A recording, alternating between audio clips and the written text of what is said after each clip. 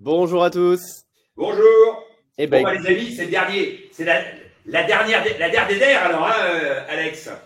écoute, peut-être, c'était la dernière la semaine dernière, finalement on en a fait un. Bon, peut-être que tu vas avoir une idée encore pendant 2 semaines pour en C'est refaire un. vrai, c'est vrai, c'est vrai, c'est vrai. En tous les cas, Évidemment. ce qu'il faut rappeler tout de suite, c'est que, évidemment, tous ceux qui sont dans le club Fermo Invest, parce qu'on a souvent demandé, mais pourquoi c'est ouvert à tout le monde? Donc là, c'est ouvert à tout le monde parce qu'on débriefe donc, de la saison de qui dans l'associé, donc de la saison 4, et que c'était un moyen de partager avec le plus grand nombre donc la logique d'investissement de cette émission et surtout de faire un feedback après chaque émission, parce que finalement, quand on est devant l'écran, on se pose des questions et c'est bien de partager. On a pas mal d'avantages à faire cette émission. On a aussi quelques devoirs. Et moi, j'estime que dans ces devoirs, il y a le fait d'informer donc les gens que ça intéresse. Donc ça, c'est ce qu'on a fait. Et puis à partir de maintenant, bah, on va continuer ces masterclass, mais une fois par mois, dédiés 100% aux gens du club, Fameux Investissement, et on traitera un peu les sujets de la même manière, c'est-à-dire à la fois les investissements qu'on fait ensemble, les dossiers donc évidemment qui sont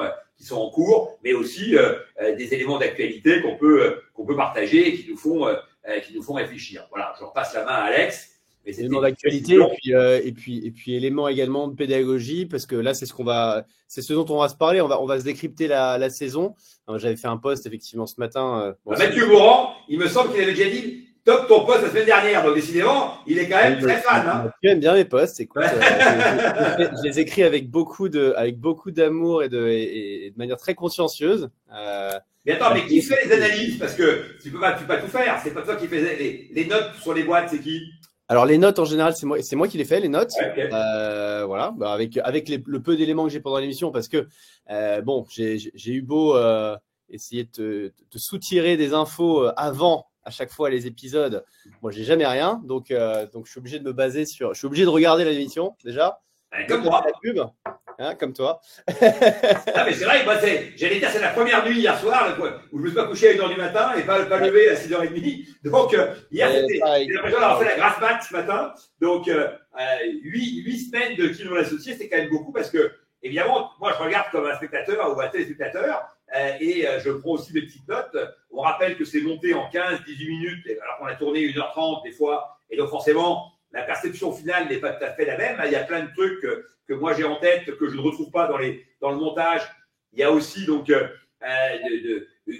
des idées générales quand même et un lien que je retrouve et des fois des formules que j'avais oubliées que je trouve pas mal. D'ailleurs aussi chez les autres, hein, parce que je ne regarde pas que mon cas personnel. Donc même si je suis plus focus sur moi évidemment. Donc il y a des candidats d'ailleurs que j'avais trouvé donc parfois donc très limite et que je trouve un peu meilleur quand je vois le montage, parce que le montage parfois avantage les gens, parfois c'est l'inverse, je trouve que c'est un peu sévère. Bon, voilà, donc bref, le fait de voir l'émission, c'est quasi indispensable si on veut pouvoir évidemment donc avoir un jugement complet entre ce qu'on a vécu et ce qui est diffusé à la fin. Et oui, ouais, non, complètement. Parce que c'est vrai que quand on regarde les émissions une à une, en fait, on se dit que c'est une seule et même émission, et puis bon, on comprend pas pourquoi un investisseur a posé sur l'intégralité de l'émission, ou alors pas du tout. Et bon, on n'a pas du tout investi, mais en fait, c'est pas comme ça, parce que c'est réassemblé.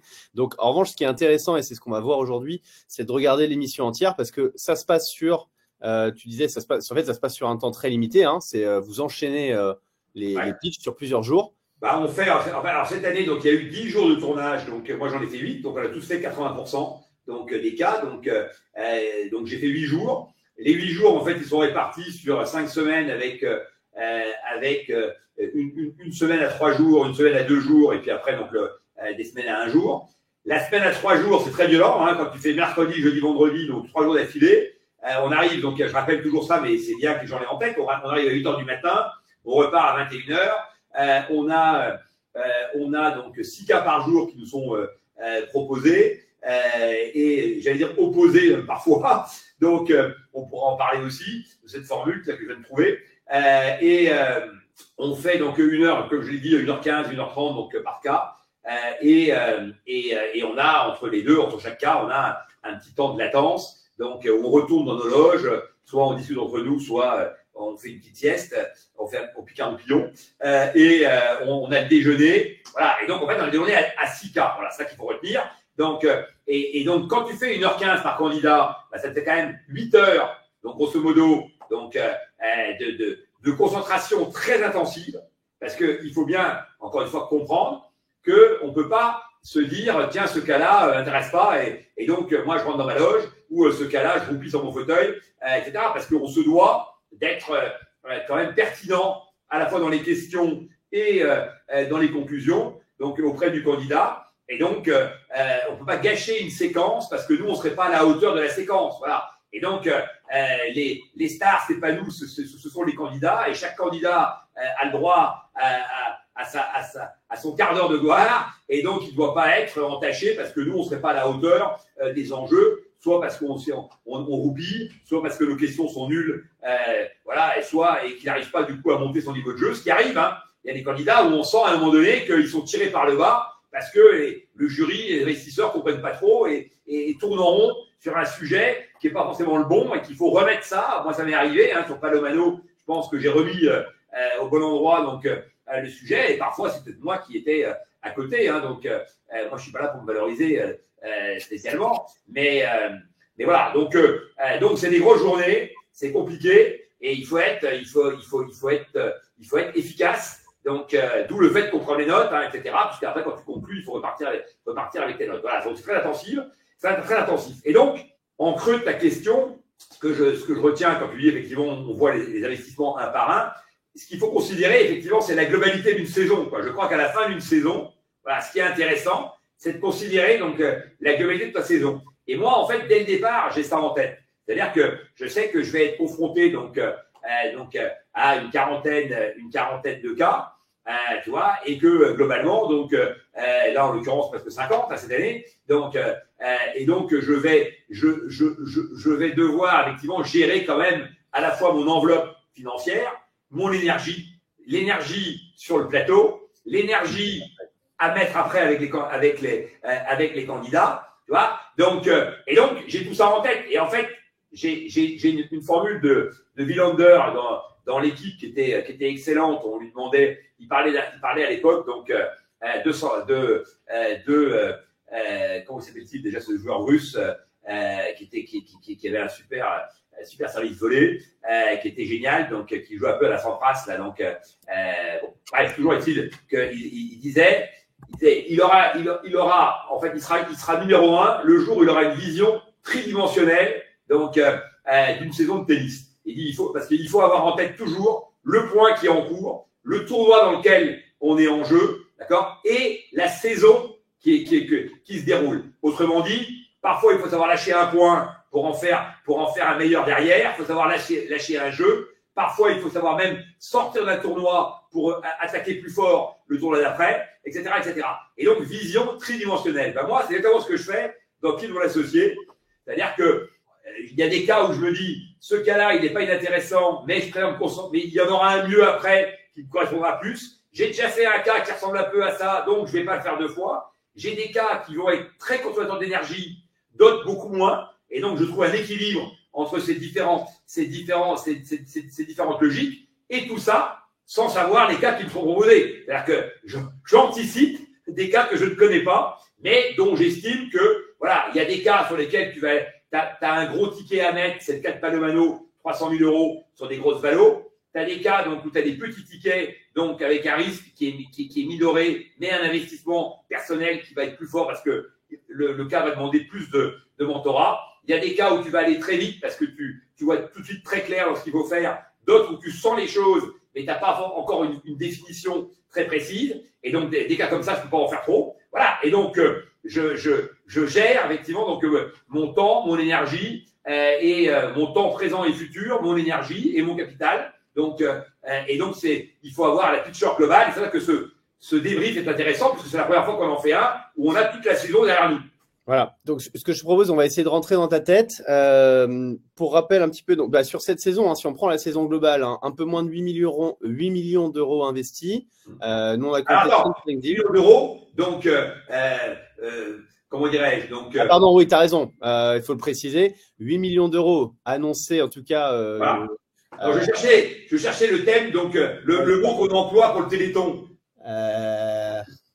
Attends, parce qu'ils sont assez bons à droite là sur les joueurs d'ailleurs sur les joueurs de tennis. Oui, Marat Safin, évidemment. Bravo, Marat Safin, bien sûr, bravo. Ouais, il y avait Sampras en tête. Safin Sampras, mais je savais que c'était pas Sampras, mais je cherchais Marat Safin. On a l'impression qu'on est sur question pour un champion, là. Voilà. Ça et là, il y a promesse de don. Exactement. Donc, Walter Bouvier, effectivement, nous, on s'engage, c'est de l'engagement, mais qui après, évidemment, passe par des fourches collines et due diligence. Et donc, on sait que, grosso modo, 40% des cas se font à la fin. Donc, voilà. Quand c'est 50, c'est plutôt un niveau élevé. Et 40, c'est à peu près après la norme. Moi, je pense, et donc, on va faire mon bilan à moi, là, donc, dans les minutes qui arrivent. Donc, je vous donnerai mon pronostic de closing en ce qui me concerne, puisque pour l'instant, donc, c'est toujours en cours, hein. Donc, mais très clairement, donc, et ça fait partie, donc, évidemment, des considérations. Il se serait intéressant, moi, je l'ai proposé, mais personne n'a jamais fait, de savoir, a posteriori, un an plus tard, les deals, quand on commence la nouvelle saison, qu'on puisse dire les deals qu'on a concrétisés l'année d'avant, tu vois. Parce que c'est facile de faire le malin si à la fin, tu ne concrétises pas, tu vois. Bon, en tout cas, à l'écran, 35 promesses d'investissement pour un total de 7,7 millions. Un quart des projets qui, a priori, recevront un investissement, recevront un chèque, en tout cas sur les 35.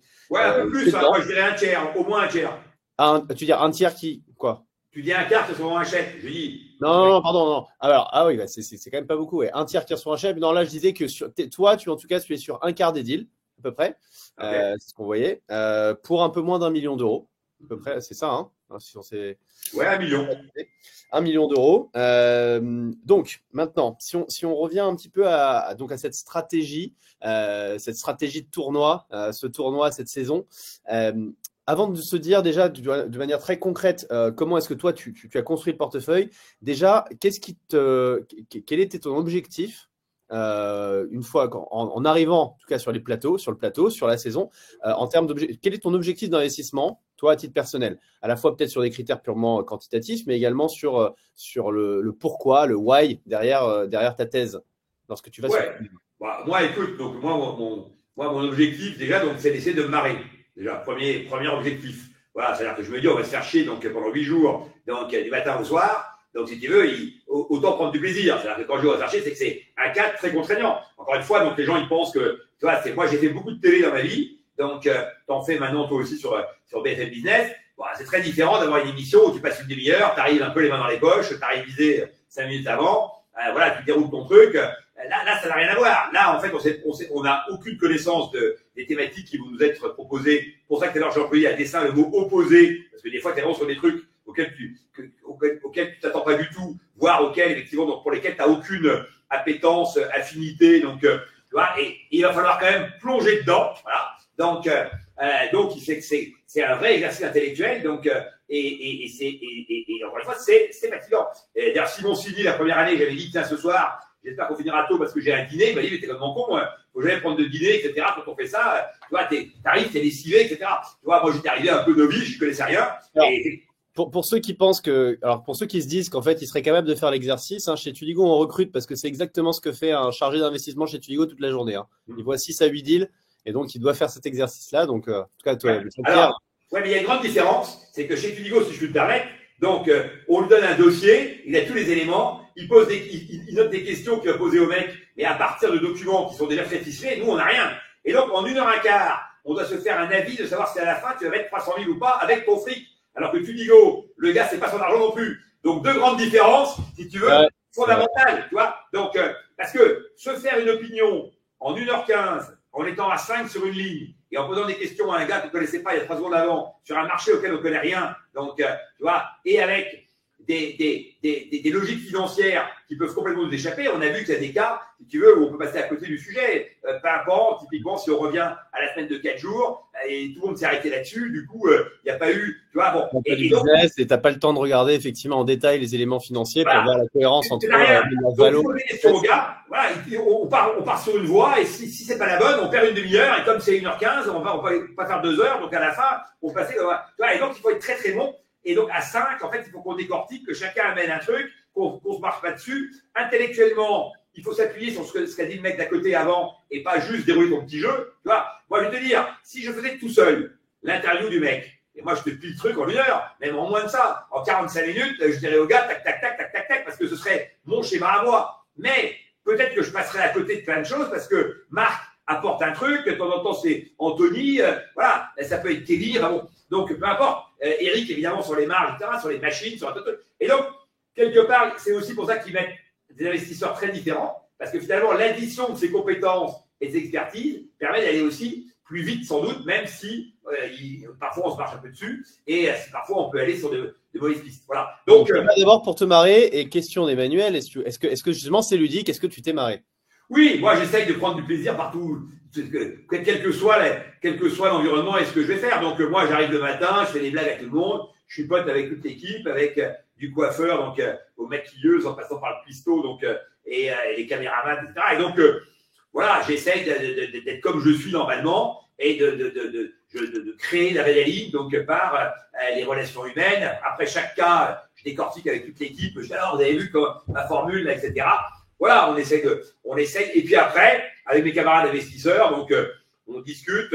Voilà, on a parfois effectivement donc on a parfois des moments d'élévation intellectuelle intéressants, de blagues idiotes qui font marrer tout le monde, ou de tranches de vie voilà, partagées avec Marc notamment.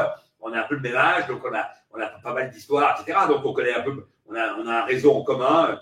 Voilà, donc c'est la première année que j'ai fait l'émission, j'étais beaucoup avec Anthony parce que on démarrait tous les deux, donc on échangeait sur pas mal de sujets et je trouvais que ce petit jeune avait plein d'énergie, donc voilà, j'avais décelé en lui déjà pas mal de choses, donc qui m'intéressaient. Voilà, donc on a effectivement, je me suis plutôt amusé et deuxième élément, donc je me suis enrichi, pour l'instant pas financièrement, mais enrichi intellectuellement. Parce que dans tous ces cas, c'est autant de gens qui viennent avec des idées, de l'énergie, des cas concrets parfois où tu dis tiens, c'est pas con ce truc-là, donc ce levier qui s'utilise, etc. Voilà, il y a au cumul de tout ça, il y a aussi, c'est quand même une très grande masterclass, donc tu vois, donc Grande Nature, qui nous fait c'est un peu mon camp d'entraînement annuel, tu vois, donc voilà, je repars avec pas mal d'idées, donc voilà, et puis aussi après un peu de réseau en plus. Super. Donc, ok, objectif 1, donc t'amuser, parce que c'est vrai que l'investissement, on peut le voir comme une activité très froide, mais bon, en tout cas, nous, c'est pas comme ça qu'on la vit. Bon, mais toi, t'incarnes bien ça, tu vois, on voit que t'es un gars sympathique. Deuxième objectif, qu'est-ce que tu cherches? Attends, et t'amuser pourquoi aussi? Attends, ce qui est important aussi, c'est parce que là, on parle d'investissement, mais ce qui est important, c'est de s'amuser pour aussi être dans des bonnes dispositions d'esprit. Il y a des candidats, quand on rentre sur le plateau, tu vois, si t'es pas de bonne humeur, que tu viens avec tes frustrations, t'écoutes pas le gars de la même manière que si tu arrives épanoui, heureux, et que tu dis allez, on va passer un bon moment. Voilà, moi je me dis à chaque fois, je vais passer un bon moment. Et si j'arrive à reculons sur le plateau, c'est le pire du pire. Tu vois, d'abord tu crées un climat dégueulasse, ça ne met pas à l'aise les gens. Tu vois, toi-même, tu passes à côté du sujet. Voilà, donc moi, je me dois d'être dans cette disposition d'esprit, de me dire tout m'intéresse, tout est formidable, la vie est belle et j'adore les start-upers. Même si les start-upers me font chier parfois, même si la vie n'est pas toujours belle, même si tu n'as pas toujours la pêche, mais ok, là, on t'a pas demandé de venir avec tes rancœurs et tes humeurs, on t'a demandé donc d'être le plus objectif possible et donc le plus ouvert possible. Donc, j'essaie de jouer ce jeu-là. Intéressant. Donc, il y a des start-upers. Donc, pour affiner effectivement ce qui semble être pas ta thèse d'investissement général, notamment lorsque tu présentes des dossiers dans le cadre de Fairmove Invest, mais ta thèse sur QVMA, on sent quand même, en tout cas quand on analyse les boîtes et qu'on regarde sur lesquelles s'est positionné Jean-Pierre, qu'il y a des start-upers et des start-up qui te font chier, des start-upers et des start-up pour le coup que tu aimes particulièrement. Si tu devais un petit peu résumer ça, qu'est-ce qu'on pourrait mettre là-dedans? Là, je réponds à la question de Mathieu. Donc, l'Henri qui dit on n'est pas au casino. Mais ça, mon ami, ça, je l'ai répété 150 fois. Donc, si tu veux, on va rentrer maintenant dans le sujet. Là, la question, c'était donc, quel est le cadre dans lequel les choses vont le mieux se passer et comment on fait pour faire 8 jours et garder la pêche et être bon sur le dernier cas comme sur le premier. Voilà. Et d'ailleurs, personne serait capable de dire quel était le dernier cas. Parce que comme c'est pas projeté dans l'ordre, donc voilà, on a évidemment, donc, il y a à côté, donc, un peu physique. Et d'ailleurs, tu dois aussi être, si tu veux être alerte intellectuellement, il faut aussi être dans le bon move pour pouvoir effectivement donc bien décortiquer. Voilà. Donc maintenant, sur la partie thèse d'investissement et méthodologie. Bon, déjà, acte 1, moi, je me fixe une enveloppe. Donc je dis pas tout me plaît et j'investis donc de manière illimitée. Donc je me fixe une enveloppe. Tu connais ton enveloppe dès le départ en fait. Oui, je viens avec une enveloppe. Alors après, je peux déborder. Tu vois, tu peux déborder, mais en tous les cas, ou tu peux ne pas en mettre autant, mais en tous les cas, je me fixe une enveloppe. Donc, Donc, en l'occurrence, je me fixe 1 million d'euros. Voilà, je pense que cette émission, tu ne peux la faire que si tu viens avec 1 million d'euros. Alors, est-ce que Kelly s'était fixé 2 millions d'euros ou elle a débordé non-stop? Oui, mais Kelly est dans une posture très différente. C'est que Kelly, c'est sa première année. Et donc, Kelly, elle voulait exister dans le programme, elle voulait marquer les esprits. Et donc, du reste, elle l'a très bien fait. Et donc, elle avait une nécessité à payer une surprime pour exister dans le programme. Voilà. Parce que les candidats, d'ailleurs, ça lui est arrivé même en payant plus. Hein, il y a un candidat qui finalement a choisi donc une autre team. Donc, parce que plus connu, parce que effectivement, donc davantage de références. La notoriété que tu as est un élément important. Moi, la première saison, quand les candidats rentraient, j'ai regardé que Simoncini, et je me disais, t'as nous à droite, Bourbon à gauche, moi à droite, mais l'inverse selon comment tu regardes. Et tu veux, personne ne nous regardait. Voilà. Donc nous, il a fallu qu'on surjoue au début. Donc on l'a fait nous par la tchatch, par les mots, etc. Et Kelly, elle a été plus radicale. Elle a dit, moi, je double la mise. Et voilà, et je règle le problème. Bon, pas très bien. C'était aussi une méthode que personne n'avait jamais employée, et donc elle a trouvé sa méthode. Donc moi, je me fixe effectivement donc une enveloppe. Elle, effectivement, elle était bien avec 2. Moi, c'est en général 1 million. Rappelons quand même, on dit c'est notre argent. Il faut quand même rappeler que on est en général tous. Alors moi, c'est pas le cas, bon, mais la plupart effectivement donc sont quand même assujettis à ce qu'on appelle le réemploi. C'est-à-dire que quand tu as fait des plus-values sur ta holding, donc en général, tes titres dans tes boîtes, tu les disons dans une holding, et quand tu fais des plus-values, donc tu es astreint maintenant pour ne pas payer donc d'impôts sur les plus-values en question, tu peux ne pas payer d'impôts si tu réinvestis. Et ça, c'est un gros levier de la French Tech, de la Startup Nation que tu voudras. C'est-à-dire que c'était l'époque des pigeons, et ça a été, Macron là-dessus a été très bon, parce que du coup, effectivement, dès que tu fais des plus-values, tu es tenté de les réinvestir. Et du coup, tu les réinvestis plutôt dans du early, puisque les séries A, en général, t'es pas forcément, effectivement, donc, éligible sur des gros fonds. Et donc, toi, quand tu es investisseur, entrepreneur, tu es plutôt, effectivement, donc, sur du early. Donc, Kelly, doit avoir du réemploi, et donc, elle s'était fixée 2 millions, elle a investi, effectivement, donc 2 millions et demi. Enfin, elle s'est engagée sur 2 millions et demi. À la fin, elle fera peut-être qu'1 million et demi, tu vois, donc, globalement. Ouais, parce qu'elle a sûrement fait un LBO il n'y a pas très longtemps sur les Voilà. écrans de Loli qui faisait un joli EBITDA, donc. Oui, bah, elle fait l'EBITDA, et donc, effectivement, le LBO, il faut rappeler que tu gagnes, et qu'en plus, c'est la boîte qui rembourse, et donc, tu as un effet de levier important. Donc, quelque part, tu es en situation. Ça ne veut pas dire que tu fais n'importe quoi avec ton argent, évidemment, mais ça veut dire que tu es déjà en situation. Moi, donc, je viens avec 1 million. Donc, parce que je pense que, globalement, 1 million, ça te permet quoi? Ça te permet de te dire, je vais faire 1 ou 2 gros coups à 300 000, parce qu'on voit bien que les coups, ils sont à 300, 500. Voilà. Un coup tout seul à 300. Un coup à 500 à 2, par exemple, ça fait déjà la moitié de l'enveloppe. Et si tu te dis que tu vas être présent sur 48 deals, et que tu te dis, sur les 48 ou sur 50, il faut que j'en fasse, je peux être à peu près présent, donc il faut que j'en fasse une dizaine, allez, 8, entre 8 et 10. Bon, globalement, donc tu en as fait 2 là, qui t'ont pris la moitié, donc il t'en fais encore 6, et tu dis, il me reste donc autour de 100 000 balles donc par dossier. Donc je vais faire des dossiers à 150, des dossiers à 50. Voilà. Et donc, voilà comment je raisonne.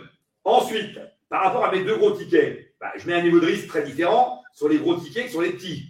Ça paraît assez logique. Et je me dis, un truc tout bête, il faut au moins qu'il y ait un dossier qui me finance toute la saison.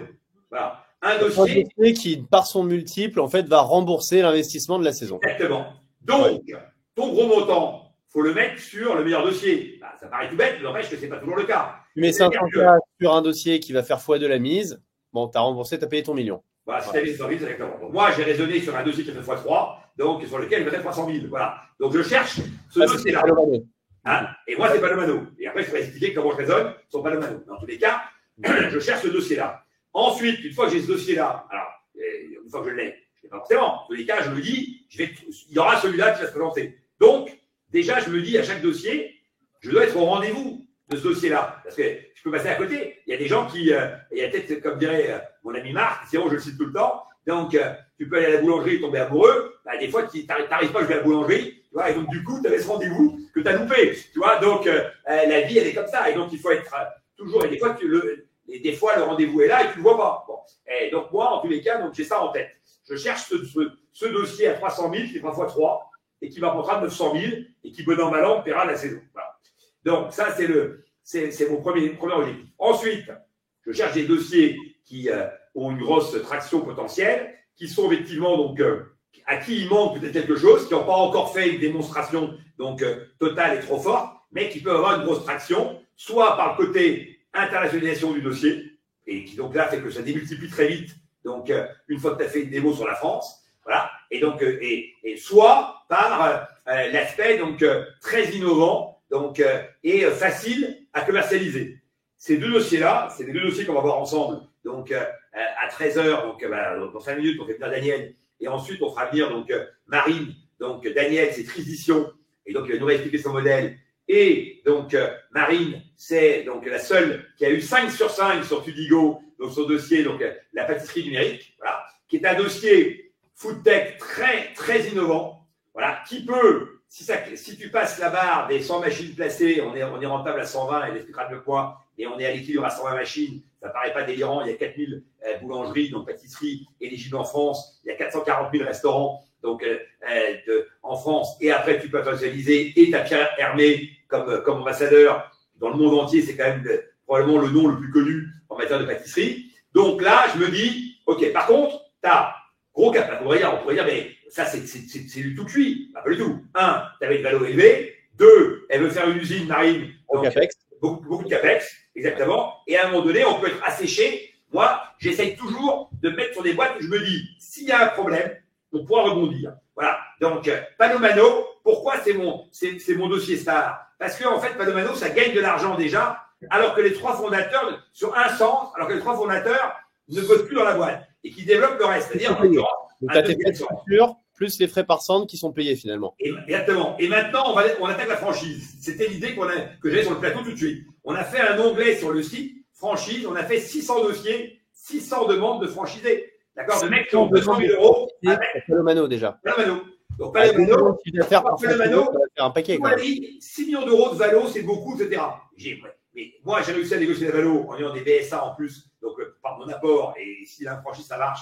Donc, je peux te dire que mes BSA, ils seront logiques. Et donc, avec cette montée en puissance, moi, je pense que Palomano, c'est une boîte qui sera valorisée 100 millions d'euros. Voilà. Donc, pour moi, c'est même pas x3. Tu vois, donc, je regarde même pas. Donc, là-dessus, je pense que, et pourquoi c'était facile de raisonner comme ça? Parce que j'avais en tête la franchise. J'étais sûr qu'on allait avoir des demandes. Et alors, autre truc important, tu te dis, est-ce que ce dossier va avoir un impact très fort sur les gens qui regardent l'émission? Parce qu'évidemment, c'est un dossier, c'est vachement important de penser à ça, de se dire, attends, à la télé, quels sont les dossiers qui vont accélérer à mort parce qu'ils sont passés sur M6, tu vois? Parce que M6, qu'est-ce qu'il apporte, quoi? Bah, rien, pas grand-chose, si tu veux, si ce n'est effectivement donc le fait qu'ils vont donner une visibilité très forte à une boîte dans laquelle j'ai investi. Alors que d'habitude, j'ai investi dans des boîtes dont tout le monde, et j'ai aucune visibilité parce que j'ai investi. Si je fais un post pour dire, Jean-Pierre Nadir vient de mettre 35% dans telle boîte, bon, bah, j'aurai 400 likes. Là, j'ai 2 millions de personnes qui sont en face de moi. Donc, il faut que j'en profite. Donc, à chaque cas, je dis à mes startups, je dis, il faut que le site y tienne. Donc, est-ce qu'on est sûr qu'on va pouvoir tenir 300 000 visiteurs en l'espace de 15 minutes, mais surtout, peut-être 30 000 en l'espace d'une minute et peut-être 10 000 en l'espace d'une seconde. Donc, déjà, est-ce que le site va tenir? Premier truc. Donc là, on prend les mesures pour faire tenir le site. Et deuxième truc, je dis, qu'est-ce qu'on vise? C'est comme quand tu vas, si tu veux, quand tu dragues, il faut une seule cible, quoi. Sinon, tu es sûr que tu passes à côté du sujet. Là, il faut dire, quel est notre enjeu? Qu'est-ce qu'on vise? Quand tu es un produit comme Papépi, Dijon, etc., là, tu dis, bah, je vise de vendre le plus possible de produits par mon site internet, je retarget sur les réseaux sociaux, etc. Bon, très bien. Donc là, c'est le chiffre d'affaires que tu vas générer auprès de tes clients. OK. Donc, mais quand tu es du B2B, quand tu es Palomano ou que tu es Marine, donc pâtisserie numérique, tu ne vises pas de vendre des pains au chocolat pour l'un, donc, et pour l'autre, effectivement, donc des tickets. Notre premier centre, il est plein tout le temps. Donc j'ai dit, nous, en fait, le public qui va regarder, bah, c'est plutôt effectivement donc, des gens qui peuvent se dire, je veux changer de vie, j'ai un petit capital, on cherchait avec ma femme un projet, ou avec mon compagnon, mon mari, on cherchait un projet justement, Palomano, c'est génial ce truc. Là. Et donc on arrive, on met un onglet, devenez franchisé Palomano sur le site, et on a joué que ça. D'où le fait qu'on a plein de dossiers et que depuis donc l'émission, notre ami, donc d'abord on a bossé ce sujet-là à bord, et ensuite effectivement donc on a contrat de franchise, on a on a posé effectivement donc toutes les briques, et depuis donc Benjamin donc qui est l'aîné de la fratrie, il passe son temps à ça, il était à Toulouse, là à Bordeaux, etc. Il rencontre des gens pour développer la franchise. Donc Ça, c'était mon premier cas. Ensuite. Ouais, c'est intéressant parce que finalement, tu as raison. Tu es rentré à 6 millions avec les BSA. Ça, on avait calculé, ça Ouais, revient 4,5. de 4 millions 5, 4,5.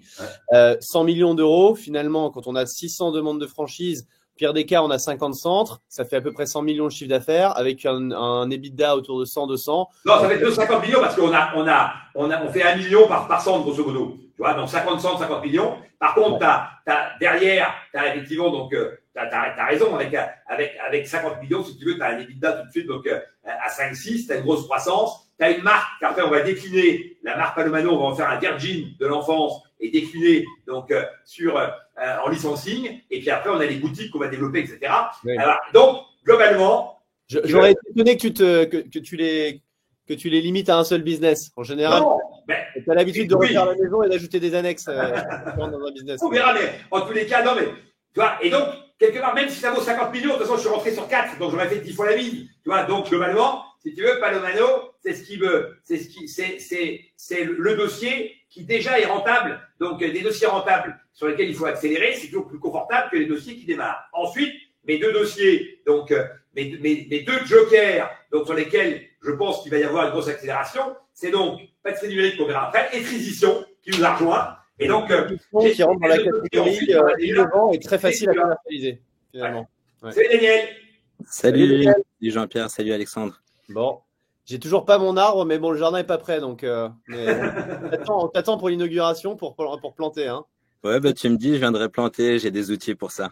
Non, mais en plus, là, alors pour le coup, donc, on a évidemment, donc, on a une équipe d'experts pour analyser donc le terrain, et il se trouve que 2 d'entre elles sont à Bordeaux. C'est ça, exactement. Donc, et on pourra venir en vélo, tu vois, donc on sera super écolo pour analyser donc ton terrain. Donc nous avec Daniel, on s'est revus, donc évidemment donc après l'émission. Daniel, c'était un cas compliqué pour le resituer, puisque comme certains de ces cas, donc on est resté focus sur les points de détail et on n'a pas réussi à avoir la vue d'ensemble.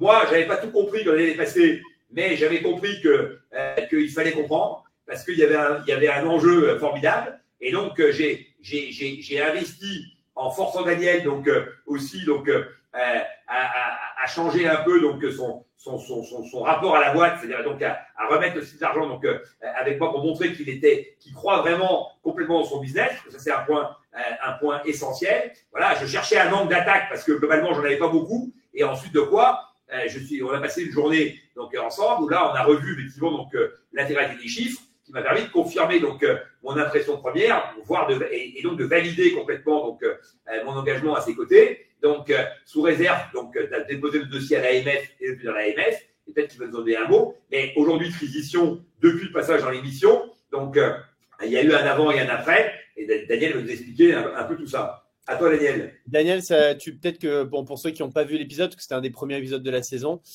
tu peux nous représenter Transition rapidement. Voilà. Et puis, alors, j'ai pas fait le rappel, mais j'ai l'impression qu'on a quand même des fidèles ici parce que les gens ont l'air de savoir bien utiliser le système. Hein. Pour rappel, donc on est sur le live, alors dernier live QVMA, hein, on fait le grand débriefing de la saison. Donc on a fait une première partie pour comprendre un peu qu'est-ce qui se passe dans la tête de Jean-Pierre lorsqu'il aborde l'émission, quelle est sa stratégie, parce qu'effectivement il y en a une, il y a une stratégie d'investissement. C'est un truc, retenez la question de Georges Lacosta là, parce que je vais lui répondre sur le durable des patrimoine numérique, mais on répondra sur le cas d'après. Vas-y Daniel. On reviendra là-dessus parce que d'ailleurs sur le durable, tu l'as pas abordé, mais qu'on voit quand même sur les dossiers en général que tu prends, c'est qu'il y a quand même une sensibilité sociétale, environnementale, au-delà aussi de l'histoire personnelle des dirigeants que tu as. Alors ça, je voulais l'expliquer un peu plus, mais Daniel étant arrivé, on va effectivement. On va là-dedans. Pour tous les participants, donc on a le chat que vous utilisez déjà très bien en bas à droite, juste à côté de la bulle de chat. Vous êtes déjà 17 à avoir compris le système. Il y a une bulle de questions. Vous pouvez poser des questions, vous pouvez voir des questions, vous pouvez voter pour les questions qui vous intéressent le plus. Ça va nous permettre de prioriser les réponses, les réponses qu'on va apporter en premier, parce qu'il y a beaucoup de questions. Et puis, vous avez vu, on parle beaucoup. Donc, potentiellement, on risque de ne pas avoir le temps de traiter toutes les questions.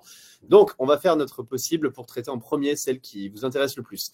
Voilà. Et puis, sans transition. Pas mal. Excellent. Attends, il l'a bossé depuis hier soir. Non, mais tu sais, ça commence à venir naturellement. Je crois que c'est mon équipe, j'ai rien à dire. Il m'a piqué ma vanne, merde. Ok, ben, un petit pitch rapide sur Transition, ce que c'est. Donc nous, on a eu l'idée de transformer l'arbre en un produit financier. Parce que déjà, l'arbre, c'est une valeur écologique qui permet de résoudre beaucoup de problèmes dans notre civilisation. Et puis, si on met une sphère en plus financière, ben, ça augmente son intérêt dans notre économie. Donc nous, ce qu'on fait, c'est que l'arbre, on le met en vente à des investisseurs, souvent des citadins ou des entreprises. Et ensuite, cet arbre, on va venir le planter sur une terre agricole. Et du coup, il va y avoir un acte d'abord qui est social, parce qu'on va connecter la richesse des villes et des citadins vers la pauvreté de la ruralité, et ça va permettre de financer la transition agricole. Donc ça, c'est le premier axe, qu'on n'aurait pas dit, mais c'est un axe social. Et grâce à notre solution, c'est qu'on apporte aussi une réponse à l'anxiété écologique des citadins. Donc, en investissant dans notre solution, on investit sur une valeur écologique parce que l'arbre absorbe du CO2, il améliore le cycle de l'eau. Du coup, quand il pleut trop, au lieu que ça ruisselle et que ça lessive tout, l'eau va rentrer dans le sol. Et en été, quand il fait super chaud, au lieu que le soleil tape sur la terre, il va taper sur les feuilles, ça va faire d'évapotranspiration, ça va remonter l'eau de la profondeur et ça va remonter plusieurs centaines de litres par nuit. Donc, quand on investit dans un arbre, bah, d'ailleurs, on investit direct dans l'écologie. Après, notre solution, c'est que c'est pas juste planter un arbre pour le plaisir. L'arbre qu'on propose, c'est un arbre qui produit un bois de qualité. Donc, c'est du paulownia et le bois, comme il pousse vite, il est alvéolé.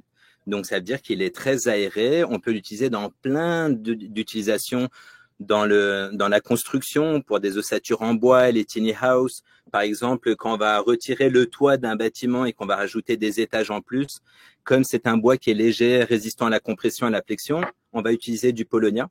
Ensuite, on va utiliser effectivement, donc le biohabitat, notamment donc dans le tourisme, évidemment, c'est un enjeu extrêmement important. Nous, par exemple, on est partenaire donc d'une boîte qui fait des mobil-homes et qui cherche effectivement donc des solutions, tu vois, donc avec Betterfly, parce que on cherche des solutions donc pour à la fois donc éviter que de trop chauffer donc l'été et garder donc l'hiver les zones de chaleur. Et le paulownia est un arbre que je connaissais déjà avant l'émission, et donc on en a parlé tout de suite avec Daniel, notamment pour les qualités aussi d'absorption de CO2, que le paulownia, c'est 55 kg à 100 kg d'absorption par an, contre un arbre classique, donc plutôt 10 à 25 kg. Tu vois, donc, ça absorbe 5 fois plus en tout cas qu'un arbre classique. 3 fois plus, on va dire. 3 fois le plus, ouais. Okay. Parce qu'il a une croissance qui est hyper rapide. Bref, j'ai coupé, je redonne la parole à Daniel. C'est vrai que ça, on s'en est pas rendu compte, mais quand j'ai pitché sur le plateau, j'avais envie de demander à Jean-Pierre qui monte avec moi sur le plateau. Il connaissait vachement bien, il y avait des super interactions.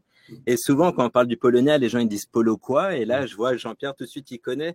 Du coup, c'est lui, il n'a pas réussi à allumer un feu, donc si tu lui demandes de couper un arbre sur le plateau. Alors attends, ceci dit, très bonne remarque, parce que le paulownia, donc deux choses. Un, comme on fait effectivement donc de l'habitat, bah, on le brûle pas, donc à la fin, c'est pas du bois de chauffage, donc on libère pas de CO2 donc dans l'air. Et deuxièmement, c'est un arbre qui a une dimension racinaire très forte, qui fait que 60% du CO2 reste dans les racines, quand bien même effectivement donc tu le brûlerais, tu vois. Donc voilà, ça rajoute encore aux vertus. Je redonne la parole à Daniel. C'est ça. Juste un mot là-dessus, parce qu'on explique comment on interagit. Voilà, ça n'a pas été montré. Donc, et quand tout à l'heure, j'expliquais en début d'entretien qu'on est là aussi pour remettre la discussion au bon endroit, parce que quand les autres investisseurs qui sont moins alertes sur tel ou tel sujet, tu vois, donc, ont pas bien compris, il faut essayer de retirer. Moi, dans le cas de Daniel, j'ai retiré beaucoup parce que ça partait dans tous les sens et on n'arrivait pas à bien se concentrer sur le vrai sujet. En tout cas, Pierre a bien mieux compris aujourd'hui voilà, sur ce live organisé sur Livestorm que sur M6 quand même. Ah non, attends, c'est pas fini, parce que son plus, je vais commencer, continue, Daniel. Yes. Du coup, la deuxième particularité de notre modèle, c'est que nos arbres, on les plante sur des terres agricoles, et donc nos terres agricoles, on produit beaucoup. Et ce qu'on a fait, c'est qu'on les a synthétisés, on les a mécanisés, on a mis des intrants, donc des produits chimiques, soit pour stimuler la croissance, soit pour tuer les mauvaises herbes. Et là, on arrive tout doucement au bout de ce circuit. Donc, depuis les années 2000, on a vu que la productivité agricole est en berne. Et donc, c'est pour ça que l'INRA a évolué vers l'INRAE, qui est un institut étatique, donc pour étudier aussi l'environnement. Et donc, l'introduction de l'arbre en terre agricole, c'est un sujet qui est super d'actualité, notamment par rapport à la PAC, la politique d'agricole commune. Et donc, c'est devenu une nécessité parce que l'arbre, ce qu'il va faire, c'est qu'il va structurer les sols, il va fixer, il va limiter le lessivage des sols, il va limiter la pollution des eaux. Et donc là, on est aussi sur une tendance. Il faut qu'on réintroduise l'arbre sur la terre agricole parce qu'on en a besoin pour la production alimentaire, Et le dernier élément, c'est que le milieu agricole, c'est pas un milieu qui manque de capitaux parce qu'ils ont des terres qu'ils détiennent, mais il manque de trésorerie. Et donc, grâce à notre modèle, on va permettre aux agriculteurs d'avoir des revenus récurrents, donc chaque année, et des revenus finaux à la fin. Et les revenus à la fin, c'est la grosse part du gâteau. Comme ça les maintient sur le modèle et ça permet de stimuler le modèle. Et donc, avec notre modèle, on voit qu'on est vraiment sur une économie circulaire où on implique chaque acteur. On a les citadins qui financent, on a les agriculteurs qui accueillent et qui gèrent. Et ensuite, ça va faire produire du bois, de la biomasse. Et la conséquence, c'est qu'on va produire du bois. Et le bois, en France, on est en pénurie. On les fait venir jusqu'à 50% d'étrangers. Et donc, en utilisant les terres agricoles et en les reconvertissant… y compris pour le bois de chauffage, quand on parle de la biomasse, etc., aujourd'hui, on l'a fait venir du Brésil. Donc, c'est un drame écologique complet. Et donc, avec notre modèle, on va venir aussi apporter cette solution par rapport au bois, parce que du coup, on va plus utiliser uniquement les forêts pour exploiter le bois, mais nos terres agricoles. Et donc, grâce à notre modèle, on a un effet secondaire aussi sur l'écologie des forêts, parce qu'il y a moins de pression sur nos forêts, donc on peut laisser les arbres arriver plus à maturité, ça les rend plus résistants au changement climatique. Et donc voilà, c'est ce que j'expliquais, ça ressort pas spécialement sur le plateau. Finalement, en fait, ce que tu dis là, c'est que donc quand tu vas utiliser les terres agricoles, aujourd'hui, tu trouves aussi un modèle économique pour les agriculteurs dont la terre là, n'est plus exploitable parce qu'ils l'avaient un peu pourri et qui va permettre, en attendant qu'ils puissent à nouveau replanter et donc régénérer peut-être refaire de l'agriculture dessus de Alors on fait les rendements tout en même temps en régénérant la terre. En fait, on fait les deux en même temps parce qu'on va pas pénaliser la terre et mettre que des arbres. On va faire des alternances. Si je te dis une bêtise, mais on va faire 2 rangées d'arbres, puis on va faire une culture de blé, puis 2 rangées d'arbres, puis une culture de blé. Et donc, ils vont perdre 20% de leur surface agricole avec des arbres, mais ils vont gagner 20% de rendement parce qu'il y a une synergie entre les cultures et les arbres. Parce que là, on va penser les arbres et les céréales, elles vont consommer les mêmes intrants, mais ils sont pas sur le même niveau. Si tu prends du blé, c'est 50 cm de profondeur. Et après, ce que tu mets, ça va venir polluer les nappes phréatiques. Avec un arbre, c'est des racines qui descendent à 8 mètres de profondeur et qui se développent en dessous du niveau du sol à 50 cm. Donc, l'agriculteur va utiliser les intrants pour ses cultures et ensuite, ça va servir à l'arbre. Et donc ça va venir faire un cercle vertueux qui fait que tu vas produire sur la même terre à la fois de la denrée alimentaire, à la fois du bois. Et donc, il y a eu beaucoup d'études qui ont été faites en Europe, aussi en Asie, où ils ont fait des études avec que du blé, un deuxième terrain que du bois et un troisième terrain du blé et du bois. Et du coup, les rendements étaient similaires dans le cas numéro 3. Ouais, donc, et en plus, il faut rappeler que la polyculture, de toute façon, c'est bien le modèle poursuivi. Donc, aujourd'hui, tu recrées aussi des zones d'ombre, tout le débat sur l'eau que tu as évoqué. Juste une précision là-dessus. Donc, il y a Mathieu qui nous dit qu'Apollonia, c'est 20 à 25 ans à pousser. Non, Apollonia, donc en fait, tu peux le récolter au bout de 10 ans. Donc, c'est une croissance extrêmement rapide. Au bout de 10 ans, en fait, tu le coupes. Et la deuxième pousse, ça repousse plus vite que la première. C'est-à-dire qu'il va appeler ça. Oui, c'est ça. En fait, pour mettre un peu de nuance, oui, bien sûr, Mathieu, si tu laisses un arbre pousser, il va pousser encore plus. Sauf que son rythme de croissance, là, j'ai pas de section avec moi, mais il est linéaire jusqu'à 10 ans et après, il va commencer à s'infléchir. Et nous, on a une réalité qui est économique. On doit produire du bois parce qu'on n'en a pas suffisamment. Et donc, le fait de le récupérer à 10 ans, ça va permettre de maintenir cette croissance linéaire plutôt que ça le rendement optimal finalement. Ouais. C'est ça, exactement. Parce que faut pas oublier, une start-up, son but c'est de créer de répondre à un besoin, c'est pas de faire de l'écologie. Donc Trizition n'est pas une société qui fait de l'écologie. On fait des produits financiers atypiques et on produit du bois. Et l'écologie, c'est une conséquence de notre modèle.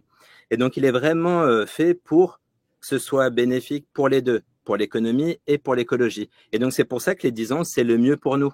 Voilà.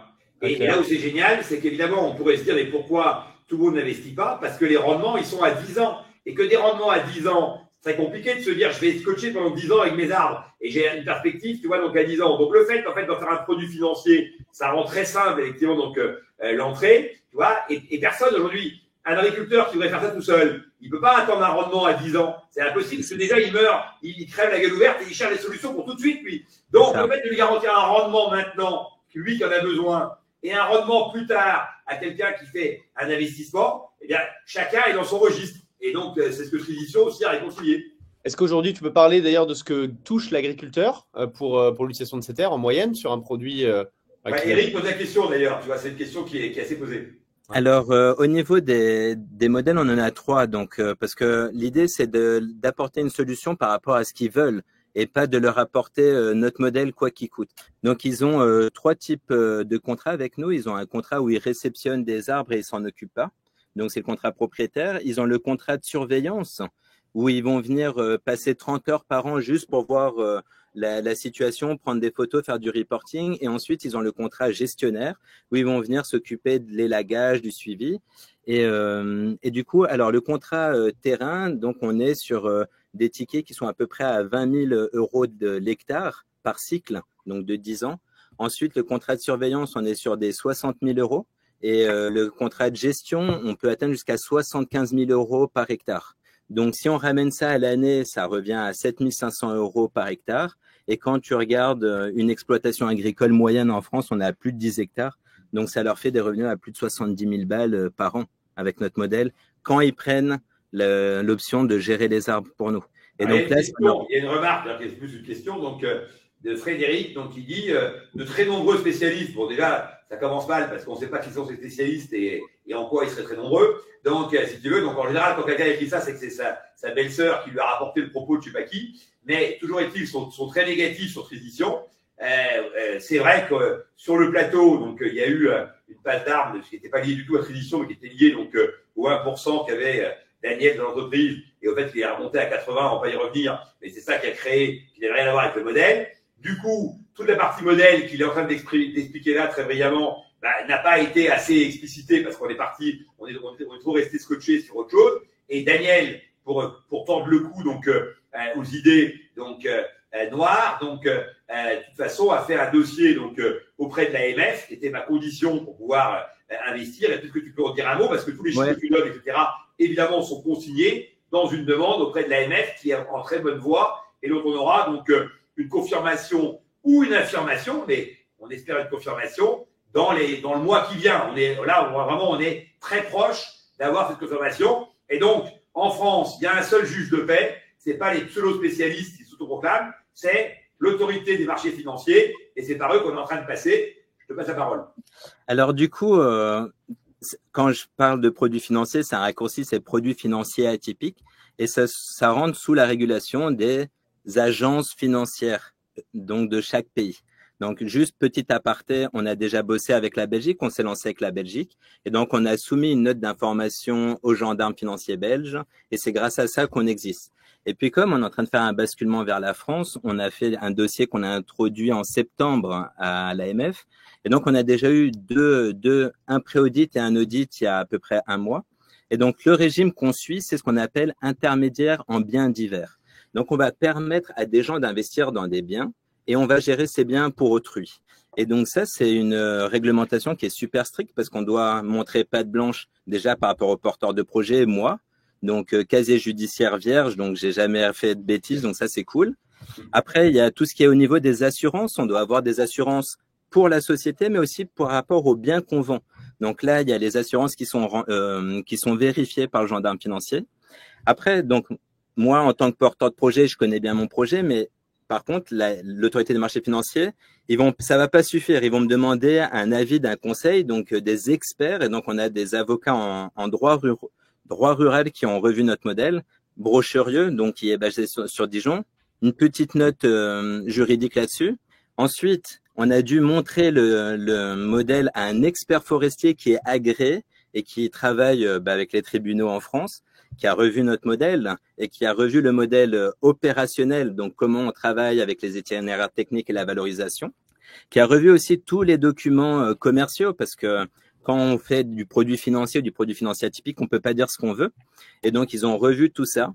Et après, on a soumis le dossier avec toutes les procédures qu'on a en interne. On est en train de travailler suivant l'ISO 9001 et l'ISO 14001. Donc, en gros, on est vraiment très structuré. On a remis ça à l'expert, au gendarme financier français. Il y a eu un premier audit où on a caractérisé le droit de propriété parce qu'un arbre, c'est un bien meuble par anticipation. On a regardé tout ça en détail avec eux. Ils ont revu le dossier. On a eu un éclaircissement il y a 3 semaines. où on a justement eu le conseil juridique qui nous a confirmé qu'on était bien un intermédiaire en biens divers.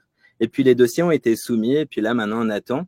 Donc a priori on a coché toutes les cases de l'IBD et du coup on devrait avoir cet agrément parce que ça fait aussi plus de 2 ans qu'on est sur le milieu. Donc on n'est pas des nouveaux arrivés, on a beaucoup de choses à montrer. Et après, je vous rentrerai pas dans le jargon juridique, mais l'argent, il est consigné sur un compte spécifique. Ensuite, on a un commissaire au compte qui est indépendant.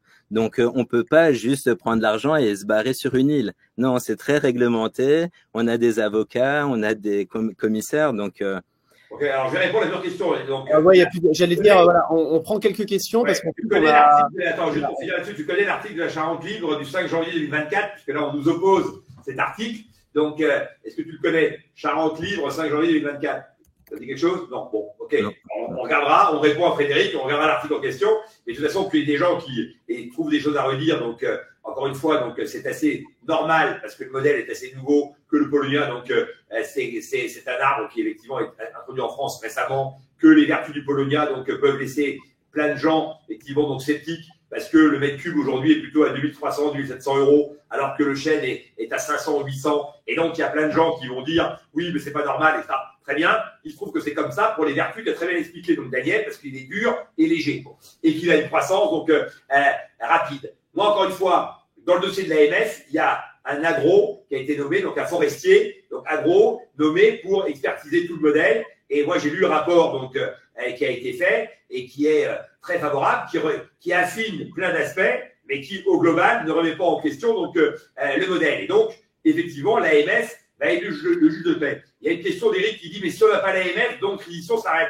S'il n'y a pas l'AMF, ils vont nous dire ce qui manque au modèle pour pouvoir effectivement donc l'avoir et on va compléter notre modèle pour l'avoir. Aujourd'hui, et si à la fin, il faut qu'on dise que notre rendement, c'est pas 10, mais c'est 7, et ben on dira qu'on est capable de garantir un rendement de 7%. Voilà. C'est-à-dire que, globalement, c'est pas le modèle qui sera remis en question, c'est peut-être l'attractivité du modèle, pour laquelle, pour l'instant, Daniel a eu, on aurait pu faire 2 millions d'euros de chiffre d'affaires si on avait voulu, après l'émission, ce qu'on n'a pas fait, parce qu'on attend effectivement donc l'agrément de l'AMF. On a renoncé à plein de fermes qui nous ont soumis leur terrain, parce que oui, je réponds à la question sur l'agro. On a 2 agros qui vont sur place, qui regardent effectivement dans les terrains. Moi, j'ai suivi un cas concret où le gars donc avait été prêt à mettre 10 à 15 hectares qu'on n'a pas retenu parce que la terre ne correspondait pas donc aux besoins. Donc oui, il y a des agros qui font effectivement le travail et c'est fait très sérieusement. Voilà, ça c'est dans tous les cas, là-dessus je peux le confirmer parce que je l'ai vu. Yes. Et donc oui, pour rebondir sur l'AMF, par exemple, on a réajusté une assurance parce qu'on avait un délai de rétractation de 2 mois, on l'a passé à 3 mois. Donc c'est des détails comme ça. Donc voilà. Voilà, mais on va y arriver. Après, Charles Luquet dit j'investis pas, c'est trop compliqué. Mais de toute façon, pour l'instant, on ne cherche pas d'investisseurs, Charles. Et donc, déjà, première remarque. Donc, et après, sur le fait d'acheter des arbres, c'est le droit de tout le monde, évidemment, donc de considérer que c'est intéressant ou pas intéressant. Là, très clairement, c'est un produit financier. Aujourd'hui, il y a des produits financiers basés sur de la crypto. Il y a des gens qui y vont à fond et qui disent c'est génial. Et là, depuis 1 mois et demi, ils avaient raison, ceux qui ont investi. Donc, il y a quelques mois. Il y a quelques mois, tous ceux qui avaient investi avant avaient tort. Ils avaient tout perdu. Évidemment que quand on rentre sur un marché un peu nouveau, il y a toujours évidemment donc une part de risque. Là, ce qui est intéressant, c'est que quoi qu'il se passe, tu auras quand même, t'auras créé de la richesse pour les agriculteurs et tu auras capté du CO2. Ça, c'est indéniable. Voilà. Et donc, tu auras amélioré un peu les choses. Et après, ton rendement, il s'ajustera si effectivement donc le modèle est pas aussi optimal. Hein. Donc voilà. Mais en tous les cas, on aura la AMF et on fera ce que la AMF nous demande de faire. C'est plutôt comme ça qu'il faut voir le sujet. Alors, pour finir, j'étais sceptique. J'avais un doute quand j'ai dit que j'avais cette édition. C'est le seul cas où après le plateau, j'ai demandé à voir le candidat tout de suite. C'est-à-dire qu'on a eu une réunion avec Daniel juste après le cas. Du coup, d'ailleurs, j'ai sauté mon déjeuner. Voilà, donc bravo Daniel. Bon, tu me dois une bouffe. Et ensuite de quoi, je suis allé sur place pour une journée, j'ai vu toute l'équipe. Donc après, j'ai suivi un dossier concret avec un agriculteur et j'ai vu que ça n'a pas été au bout parce qu'effectivement le terrain n'était pas bon. Donc voilà, moi j'ai eu beaucoup d'éléments de réassurance et le dossier de l'AMF, donc je l'ai lu, et donc je suis assez serein sur le dossier. Voilà, et je pense que Transition a un potentiel absolument dingue. On attend l'AMF, alors après, une fois que c'est calé, on va pouvoir vraiment donc développer fortement l'entreprise. On peut le dire, Daniel, qu'on a eu plus de 2 millions d'euros de demandes donc d'arbres depuis effectivement donc l'émission, hein, donc et qu'on a aujourd'hui donc on avait fait un BP avec 900 000. Donc voilà, on a aujourd'hui en fait on aurait pu accélérer au vite, mais Daniel met toute son énergie sur l'AMF. C'est ça, je vais pas prendre beaucoup de temps, mais quand on regarde les chiffres de notre modèle, on a fait x10 entre l'année 1 et l'année 2. Et donc là, comme Jean-Pierre disait, on a collecté des prospects parce que l'idée, c'est d'avancer étape par étape. Et on a plus de 600 hectares de terres agricoles en prospection. Donc, on en a quasiment 300 qui sont confirmés. Et puis après, on va faire des études environnementales pour être sûr que tout va bien. On voit au niveau des réseaux, c'est la folie. On a passé le million de vues. On a pris je sais pas combien de dizaines de milliers de followers. Donc, on voit qu'il y a vraiment un engouement et il y a une envie parce qu'on répond à un besoin qui n'était pas répondu jusqu'à présent. Donc là, c'est vraiment enthousiaste. Sur la Belgique, oui, il y a l'AMF en Belgique, comment il s'appelle? L'AMF belge? La FSMA. Voilà, et ça, évidemment, on l'a. Donc, non seulement, donc on a déjà l'agrément de la Belgique, mais là, la France, c'est encore un cran au-dessus. Hein, donc, on connaît le modèle français qui, en général, est le plus chiant ou le plus rigoureux, chacun son vocabulaire. Et donc, on rajoute l'AMF donc à cette dimension-là. Et c'était ma condition sine qua non avec Daniel pour pouvoir aller de l'avant. Et ouais, pour la FSMA, si vous voulez aller regarder, vous pouvez aller voir sur le site, vous tapez FSMA. Ensuite, vous allez sur le site, vous mettez ADAE, parce qu'ADAE, c'est le nom juridique de la société. Transition, c'est le nom commercial. Et vous pouvez retomber sur toutes les notes d'information. La première qui date de 2021, puis les suppléments, puis 2022, puis les suppléments, et puis 2023. Donc, c'est transparent. Et d'ailleurs, on les met sur notre site. Donc, si vous voulez les consulter, vous pouvez y aller sans problème. On est transparent là-dessus. Alors, quelqu'un a fait le rapport avec ses fils patrons. Oui, il y a un peu de ça, sauf que nous, on a un modèle très business, quoi, qui est à 3 dimensions, comme on l'a dit. Donc, ces fils patrons, il y a une vocation, c'est de remonter les prix pour les agriculteurs. Nous, on apporte un modèle complémentaire économique, donc complémentaire, et on apporte un produit financier donc nouveau, et on apporte donc un levier de croissance de l'arbre en France, qui aujourd'hui, effectivement, est plutôt en panne, parce qu'il faut rappeler qu'une forêt, les rendements d'une forêt en France, c'est 2 à 3% par an. Et donc, il y a très peu de gens que ça intéresse au final. Et pour l'instant, donc la filière donc elle nécessite d'être boostée. Du reste, il y a un plan donc au niveau national. Macron, donc le président Macron l'a déjà évoqué, donc de rebooster la filière bois française. Hein. Voilà. Je vais laisser le floor parce qu'il y a Marine qui attend. Exact. Juste, alors au niveau des clients, on est à peu près à 500 clients et j'ai vu passer Bicorp. On est Bicorp aspirant. Donc on a soumis le dossier et là maintenant il est en étude. Donc, tout ça pour vous montrer comme quoi on fait les choses bien et on veut être transparent. Voilà. Et dernière chose, donc Daniel a perdu un peu de poids. Maintenant, il a un look de start-upper.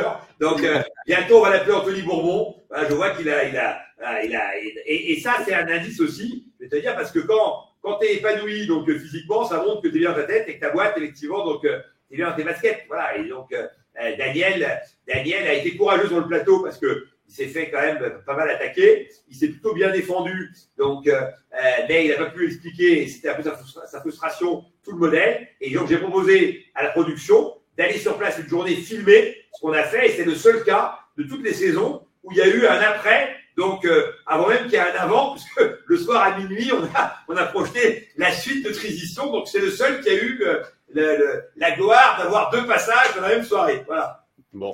En tout cas, merci beaucoup. Merci Jean-Pierre. Merci de m'accompagner. C'est cool. Et à bientôt. Daniel, tu peux introduire Marine, comme tu as vu tous les sujets, donc tu es très à l'aise, toi, sur l'émission. Ouais, pour moi, Marine, c'est le coup de l'année, hein, parce que je connais vachement bien l'automation au niveau pharmaceutique. Et c'est une tendance de fond. Et là, c'est incroyable. Tu es sur un sujet, mais incroyable. Merci, toi aussi. C'est trop génial. Je suis trop contente de faire ce live et de passer juste après toi. Bonjour à tous. Salut Marine. Salut Marine. Salut Daniel. Ce soir, le nom de la live ce soir. Allez Alex. Bon, c'est parti. Bah écoute, non, mais on va accueillir ma meilleure note de la saison, Marine, la pâtisserie numérique. Attends, juste un truc là-dessus. Marie, t'étais une bonne élève parce que je sens que t'as toujours eu des bonnes notes, toi. Oui, je suis rentrée, j'ai fait ma prépa en 1 an, j'ai fêté mon 18e anniversaire à l'ESSEC, pour te dire, je suis un pur produit de l'école française publique et j'ai tracé. Voilà, bah Alex, c'est très L'anniversaire, impressionné. ah oui, 5 d'accord. sur Ouais, 5. ouais, donc la prépa en 1 an, il y avait une année d'avance encore avant, effectivement. C'est ça. Ouais. Mm, mm. Ouais, c'est bon. Voilà, comme quoi Ouais. ce qu'on a vu sur le plateau, c'était pas, voilà, Non, il n'y a pas de hasard. À un moment donné, qu'on a pu voir sur le plateau. Écoute, sur le plateau, on a vu la machine, on a eu un peu l'effet waouh. Moi, j'ai envie que tu représentes la pâtisserie numérique. Explique-nous même comment tu t'es lancé là-dedans, parce que c'est pas un projet porté par une ex-pâtissière, voilà, boulangère. Attends. Elle va nous le dire. Mais elle a fait un CAP, la Marie, parce que non seulement elle a fait des grosses études, mais pour faire ce truc-là, elle a fait un CAP. Voilà, c'est ça. Je suis ESSEC et pâtissière, moi, et CAP pâtisserie. En fait, je travaille dans l'impression. Ils avaient fait la même chose lorsqu'ils ont lancé En fait, je travaille dans l'impression 3D depuis 2011. Je suis un dinosaure de cette technologie. J'ai monté une start-up qui s'appelle Sculpteo, qui est un service d'impression 3D polymère et métal. J'étais en charge de toute la partie business et de la prod des usines. On avait 3 usines. On a monté une usine en Californie. J'ai fait ça avec 3 autres ingénieurs. Et mon métier, c'était vraiment de trouver des applications économiques à cette technologie. Donc vraiment, c'est une technologie que j'adore et sur laquelle j'ai beaucoup travaillé pour la création du marché pour l'impression 3D. Et il y a 2 choses dont je me suis rendu compte, c'est que les gens qui gagnaient de l'argent, c'est ceux qui fabriquaient les machines, c'est pas ceux qui fabriquaient les pièces, et que la rentabilité du modèle, c'était le consommable.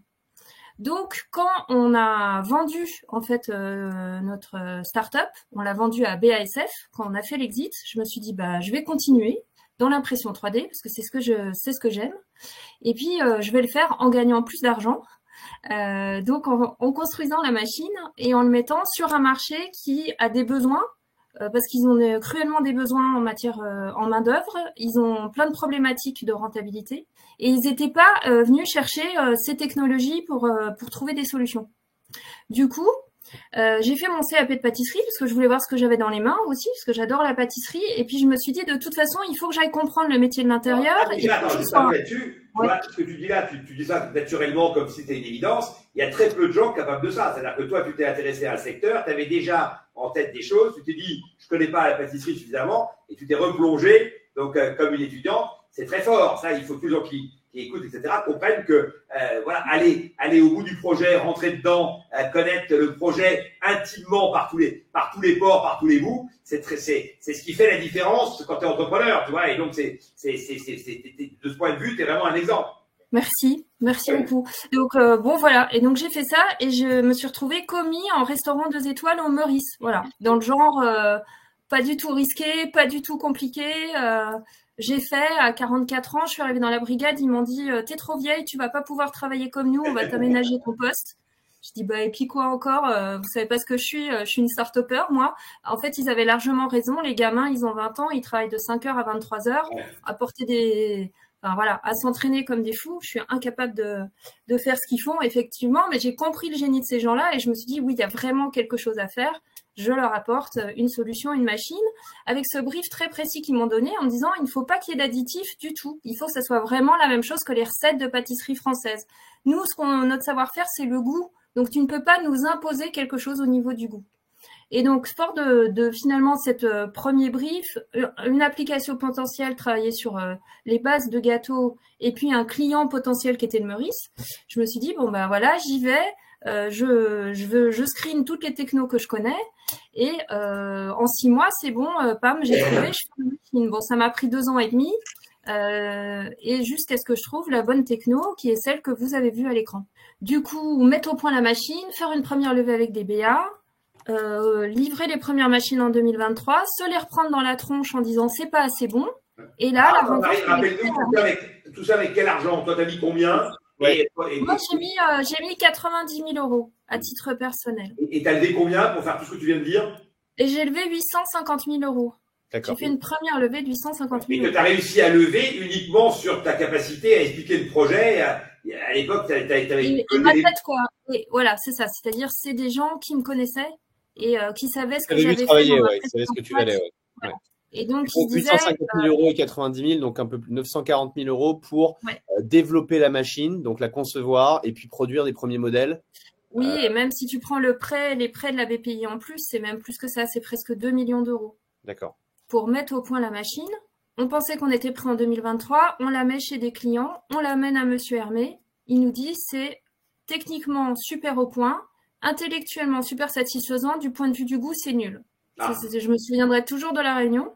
Je lui dis ok, très bien, je retravaille, donnez-moi un nouveau rendez-vous. Il m'a dit vous revenez dans 3 semaines. Donc là, on bosse comme des tarés. Et puis l'amitié, enfin la relation, c'est au fur et à mesure amplifiée. Il nous corrigeait, il me donnait du temps. Il disait aux équipes vous prenez du temps avec Marine, vous goûtez, vous lui faites des retours, vous l'aidez. Et à un moment, je lui dis est-ce que vous voulez bien venir avec moi sur le plateau? Il dit oui. Et donc là, comment tu as géré le cash? Parce que tu avais utilisé, j'imagine, quand même une grosse partie de l'argent pour développer ta machine, qui était intellectuellement satisfaisante, mais dont le goût était pas bon. Et tu dis, bon, c'est bien, j'ai Pierre Hermé qui va m'aider, mais bon, en attendant, comment je fais? Eh ben, je supplie la BPI. Vive la BPI dans ces cas-là, quand même. Pour m'aider. Je convainc des banques aussi de me remettre un prêt moyen terme pour m'aider à gérer la trésor. Et j'y vais et je fais durer mes 850 000 euros 12 ou 18 mois de plus. Et donc Frédéric posait la question parce que tu présentes ça comme un long fleuve tranquille, bon, à part cette présentation chez Pierre Hermé, mais combien de machines tu as dû construire, combien d'itérations pour trouver le bon système? 8. 8, ok. Et 8, c'est la présentation à Pierre Hermé, c'est quoi? C'est la 7e ou on a plusieurs? Non, c'est la 8e. C'est la 8e. C'est 8 prototypes pour trouver la bonne techno. Oui, donc si tu comptes ça, aujourd'hui, on est à la 12e version de la machine. D'accord, la 8 machines. Et ensuite, donc vous avez. Et ensuite, 4 versions de ce proto. D'accord. Là, on est à la 4e version à partir du POC. Voilà. Donc effectivement, c'est du temps, c'est du hardware. De toute façon, il n'y a pas le choix. Et comme vous le disiez juste avant, c'est cash consuming, quoi, forcément, parce que on fait de la machine. C'est là la machine a été hardware. Il y a deux choses. Il y a le hardware d'un côté, et puis il y a le consommable de l'autre, sur lequel en fait elle a inventé un modèle. Elle va en dire quelques mots, mais qui nécessite donc aussi un déploiement industriel qui va aussi nécessiter du capex.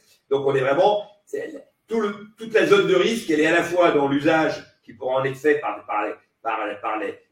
des chefs d'un niveau peut-être inférieur à celui d'Hermé. Voilà, Hermé, on a vu sur le plateau, moi j'étais très étonné parce que quand je lui ai posé la question de dire mais est-ce que chef, c'est pas un moyen, c'est pas une dépossession du savoir-faire, il a tout de suite dit pas du tout, ça au contraire, ça va nous permettre de nous libérer de tâches qui sont pas intéressantes pour qu'on puisse se concentrer sur la vraie valeur ajoutée de notre métier. Donc, et sa réponse, elle a jailli. C'était pas, voilà, donc on voit que c'est quelqu'un qui a une vraie vision pour son métier. Donc maintenant, après, pour que ça descende le cran d'en dessous, ça nécessite quand même donc maintenant un travail commercial très important. Et donc ça, on va voir ce que ça va donner. Donc on est au cœur quand même d'investissements qui sont conséquents et qui font que est-ce qu'on aura les moyens de l'ambition pour aller au bout? Il faudra évidemment les trouver. Donc il faut se préparer à se dire à un moment donné, il faudra remettre plus d'argent pour pouvoir effectivement donc sans doute accélérer plus fort. Tu vois, donc voilà, donc c'est ça l'enjeu de cette boîte. Pas le mano, ça gagne de l'argent, c'est comment on accélère, mais c'est déjà confortable. Là, ici, on est encore assez tôt, puisque finalement, comme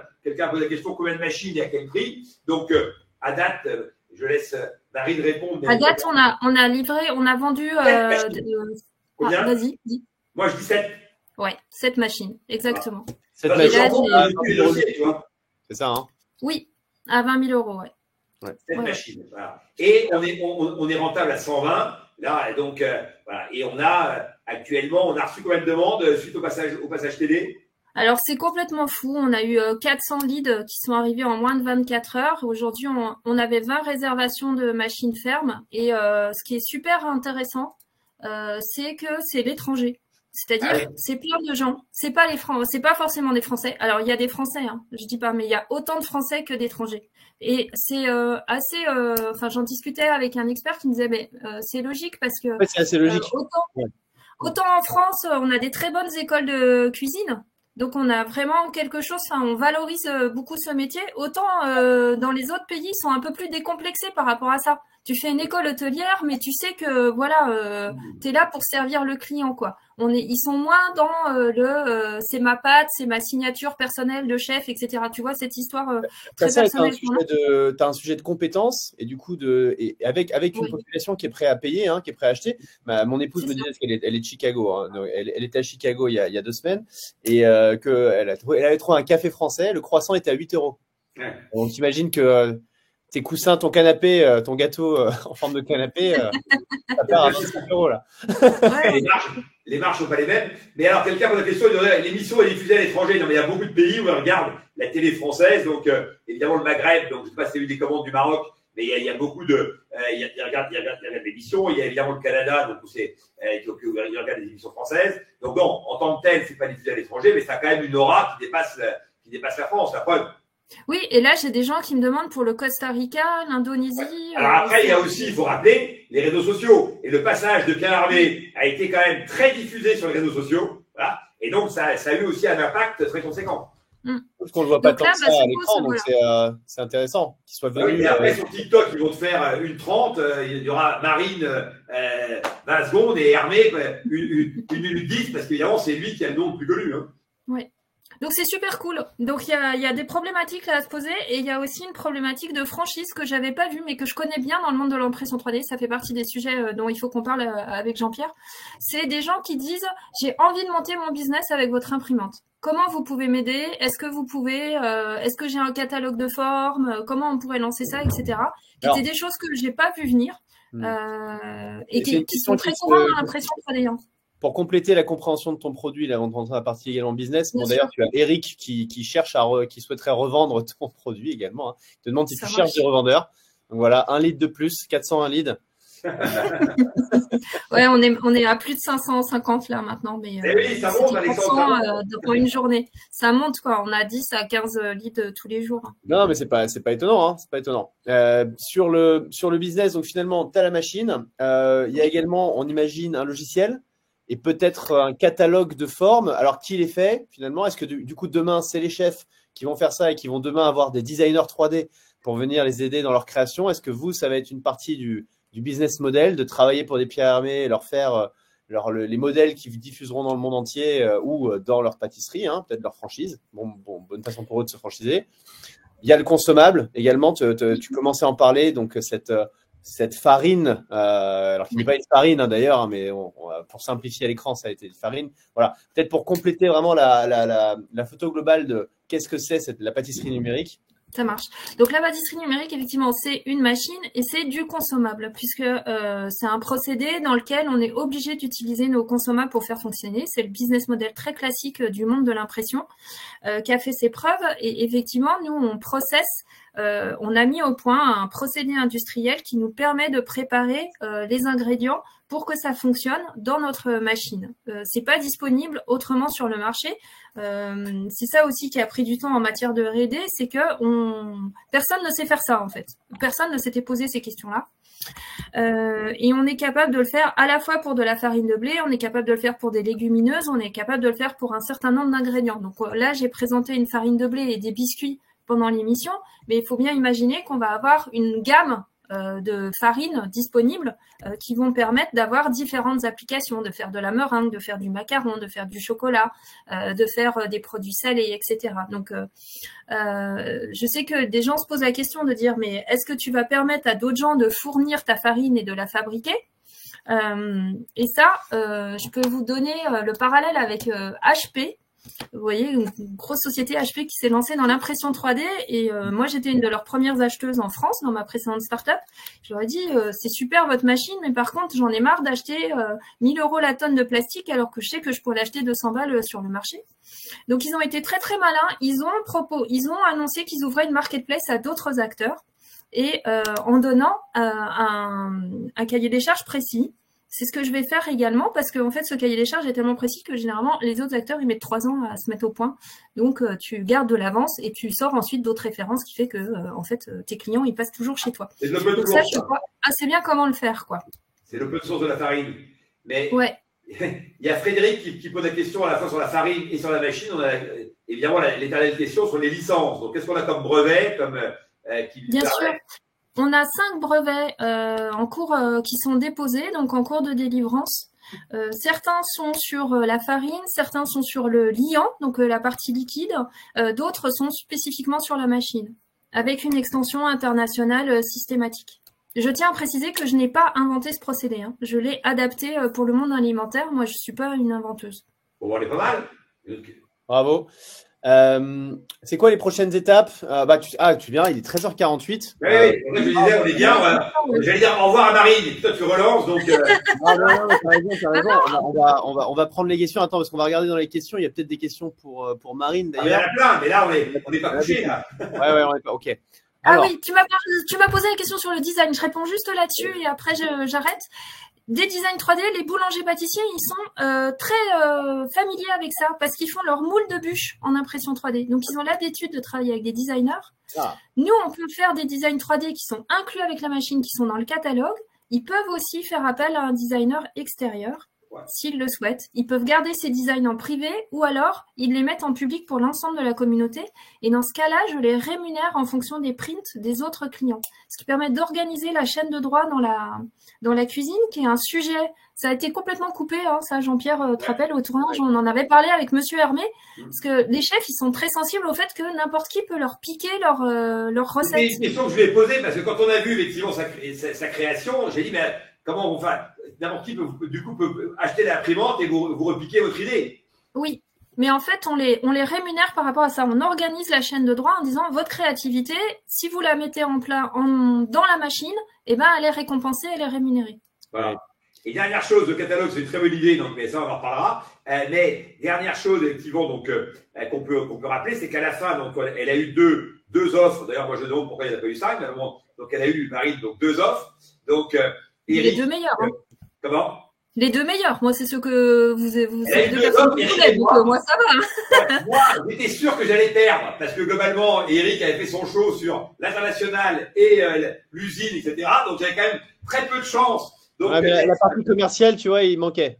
Parce que Oui, mais Marine est très bonne commercialement, donc elle aurait pu se dire, moi, je suis bonne commercialement, et Eric apporte la partie ingénieur, parce que j'ai battu Eric sur Biotimique. Il y avait une question tout à l'heure qui était, quelle est votre plus grande fierté dans l'émission? Une de mes fiertés, c'est quand j'ai battu Eric sur Biotimique, et parce que Nelly a dit, mais moi, je suis aussi ingénieur, donc je préfère prendre Nadir qui va apporter d'autres trucs. Voilà, bon. Là, Marine, elle aurait pu dire, bah, moi, j'ai fait l'école de commerce, Nadir, là, avec son petit BTS, qu'est-ce qu'il va m'apporter? Je vais plutôt prendre Eric, et on fera un bon duo. Et elle a été ultra efficace, puisqu'elle n'a même pas réfléchi. En 2 secondes, elle a dit, mais vous avez qu'à vous associer les deux. Par contre, moi, je ne vais pas être trop dilué, donc faites moitié-moitié. Voilà, et donc elle a cadré le sujet en 30 secondes. Hein. Je pense qu'elle a réfléchi, elle réfléchit juste plus vite que la plupart des gens. C'est possible.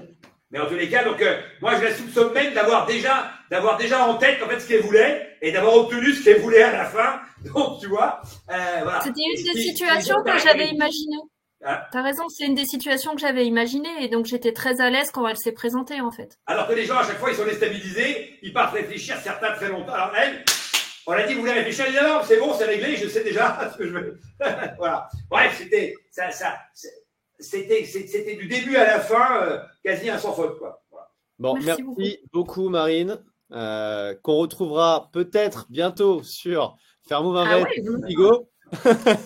Inscrivez-vous, faut rester vraiment alerte, hein, parce que ça peut arriver à tout moment. Bien sûr, parce que c'est vraiment un cas qui sera très intéressant. On l'a vu avec Ciao Ciao, et donc là on a peut-être, on verra bien, on a le temps, mais en tous les cas, la suite effectivement donc est à écrire et Marine est au four donc et au moulin, parce que là pour le coup il y a aussi le moulin. Donc finalement ça dépote et voilà. Et en tous les cas, la première phase d'action, c'est déjà l'attractivité. Et quelqu'un pose la question sur le durable. Oui, je réponds à ça tant que Marine est là.